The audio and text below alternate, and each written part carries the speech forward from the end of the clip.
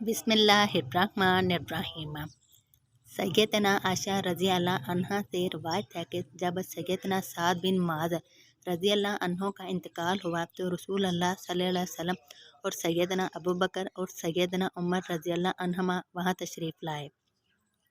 सईदा कहती हैं, इस ज़ात की कसम जिसके हाथ में मोहम्मद सल्लल्लाहु अलैहि वसल्लम की जान है, मैं अबू बकर और उमर रज़ी अल्लाह अन्हुमा के रोने की आवाज़ अलहदा-अलहदा पहचान रही थी, हालांकि मैं अपने हुजरे में थी। वो सहाबा आपस में ऐसे ही थे जैसे अल्लाह ताला ने इनके बारे में फरमाया है, यानी वो आपस में रहम दिल थे। हज़रत अबू ज़र गफ़ारी से रवायत है कि रसूल अल्लाह सल्लल्लाहु अलैहि वसल्लम ने फरमाया, बंदों के अमाल में अल्लाह ताला को सबसे ज़्यादा महबूब वो मोहब्बत है जो अल्लाह के लिए हो, और वो बुग़्ज़ अदावत है जो अल्लाह के लिए हो। तशरीह, किसी बंदे का ये हाल हो जाना कि वो सिर्फ़ अल्लाह के लिए मोहब्बत करे और अल्लाह ही के लिए किसी से बुग़्ज़ रखे, बलाशुबा बहुत ऊंचा मकाम है।